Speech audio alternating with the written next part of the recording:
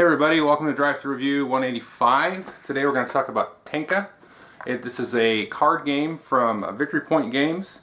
It's a re-release of a game that came out a few years ago. This is one that's got updated components and a box and nice normal cards.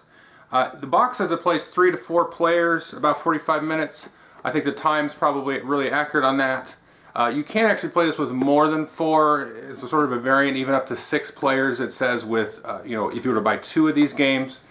The game is basically kind of like a mystery rummy game, but it's one of the few. It's not classified as a mystery rummy game by the publisher or designer. It's kind of my feeling.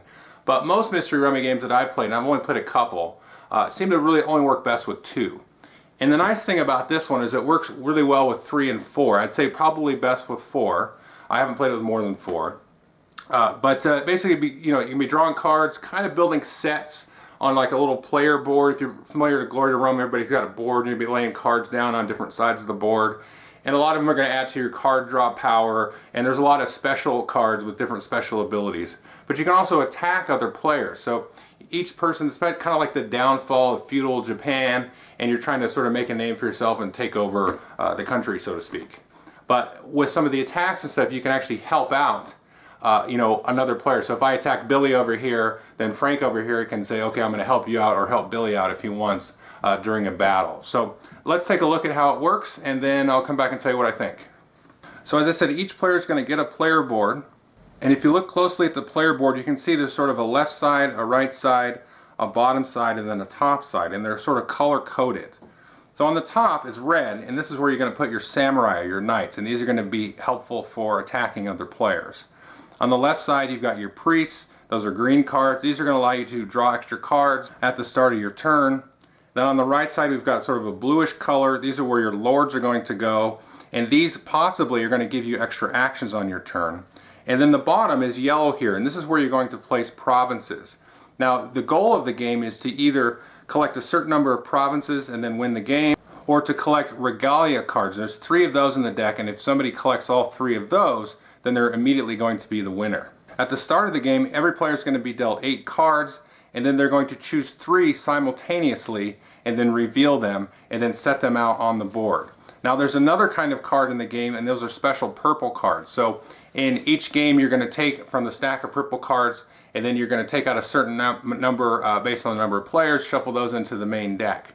So the 3 cards that you put out at the beginning of the game cannot be a purple card. They've got to be one of the other sort of normal cards. Everybody's going to reveal those, and then you're going to have your little sort of starting setup at the beginning of the game. Then you'll take the remaining cards and put them on the draw pile and set the control marker on the 5. So every time you go through the draw pile and have to reshuffle the discard pile back into the draw pile, you're going to move the control marker down. If nobody's won the game by the time it gets to the bottom, there's going to be a total social collapse. And then the winner of the game is going to be the player with the most cards at their court. The court is their player display there. So the turn is very simple. The first thing you're going to do is check for victory. And you're going to see how many province cards you have. If it equals where the control marker is, then you're going to win the game. So at the start of the game, you need 5 provinces at the start of your turn to be able to win the game. And then as we go through the cards, that marker is going to move down, and you need less and less and less. But you need them at the start of your turn. Then players are always going to draw at least 1 card. In addition to always drawing 1 card, players will draw 1 card for each province they have at the bottom of their player board. On top of that, if you have the most priests, then you'll draw an additional card. If there's a tie between anybody for most priests, you don't get the additional card. If you have the most priests, you also get to keep an additional card. So normally you're going to draw 1 card plus all your provinces and keep 1. But if you have the most priests, you're going to draw an additional card, and then you get to keep a second card. After drawing however many cards you're supposed to, then you get 1 action. Now if you have the most lords in your court, then you get a second action. Again, if there's a tie, nobody gets a bonus action in that case. Now there's 4 possible actions in the game. The first one is to pass, and you may actually want to do that if you kind of have sort of a wait and see attitude. The second thing you can do is pitch a card, or basically place it in the discard pile and do its effect. Third thing is to place a card and put it somewhere in your court, and then it'll have sort of an ability. Like I said, the priests, if you have the most priests, you get extra cards. Most lords, you get, you know, extra actions. There's different abilities there I'll talk about in a second, but you place the card and then it's going to have a, you know, persistent ability that it'll do for you. And then the last thing you can do is battle. And basically you have to discard a card to initiate the battle, any card, and then we'll go and talk about the battle sequence in a little bit. So when you pitch a card, you can either pitch it from your hand or actually from the court into the discard pile. So if we look at the three main types of cards, the lords, the priests, and the provinces, you can see they each have a different pitch ability, but it's the same for all different types. If you pitch a province, you can search the discard pile and put a card into your hand. If you pitch a priest, you can draw a card at random from another player's hand. If you pitch a lord, you choose a player and that player must remove some card from their court. Now the pitch ability of the knight or the samurai is only going to be used during battle. You won't normally just pitch them for your action. In addition, you may pitch one of the special purple cards for one of their special actions, and there's just a ton of these, so I'm not going to go over any of these really in any specifics, but they do all kinds of different effects. Next, you could place a card, and I've already kind of talked about what the provinces and the priests and the lords do. Again, the provinces will add to your card draw and get you that much closer to victory. The priests will give you a little bit of card draw if you have the most and possibly let you keep an extra card. The lords, when you place them, again, you get the extra action. So placing them, you just put them there and then hopefully, you know, you get some nice effect out of it that way. If you choose to place a knight in your court, then the knight is going to add +1 strength to any battles that you participate in. And the purple cards, again, you can actually place some of these. They have different effects that you can, you know, look at and learn as you play the game. But again, there's a variety of effects here. And I usually just place these in the center of the board. Finally, you can initiate a battle, and again, you do that by discarding any card out of your hand.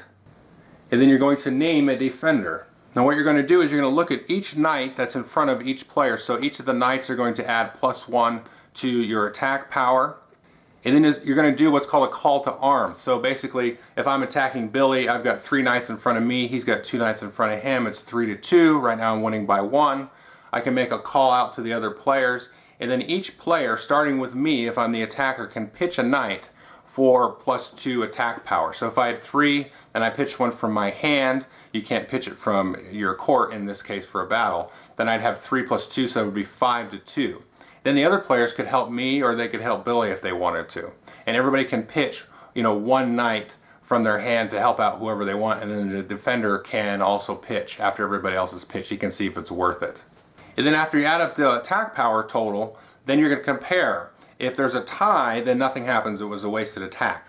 But let's say the defender won in this case, and he won by 1 point.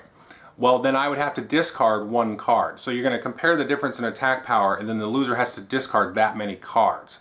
And so first you have to discard cards from your hand, and if you can't satisfy that, then whoever beats you, whether you're attacker or defender, gets to choose which cards you have to get rid of from your court. So it's very kind of risky to attack if you don't have a lot of cards in your hand to sort of eat the brunt of those casualties.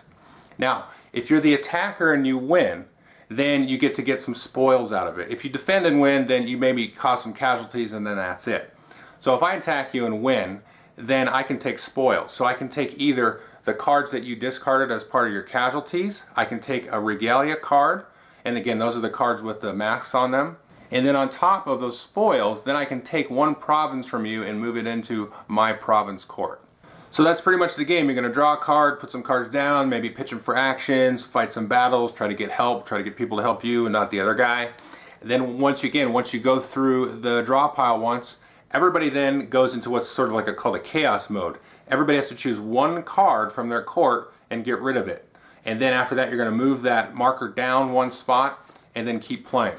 So it's a pretty simple game. It's a lot like Mystery Rummy, where you're always kind of drawing cards. You're trying to build sets for different reasons in a way, because you're trying to build a lot of priests, so you get the extra cards, you get to keep extra cards, you build a lot of lords, you get the extra actions. That's nice. That's something you want to kind of get out in front of early. It's also good to have knights out in front, because then you get some protection there.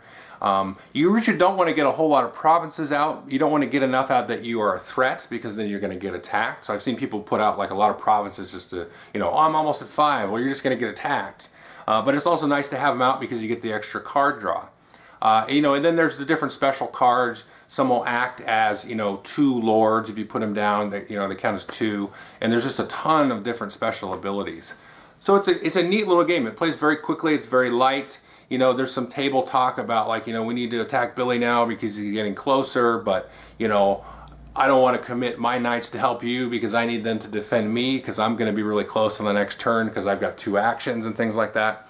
So it's just very light and very quick, and it's very enjoyable. We play this at lunch at work, and it really fits that niche fine. You know, it's a nice 45-minute game, and it plays quick, and there's some interesting sort of, you know, table dynamics that'll happen.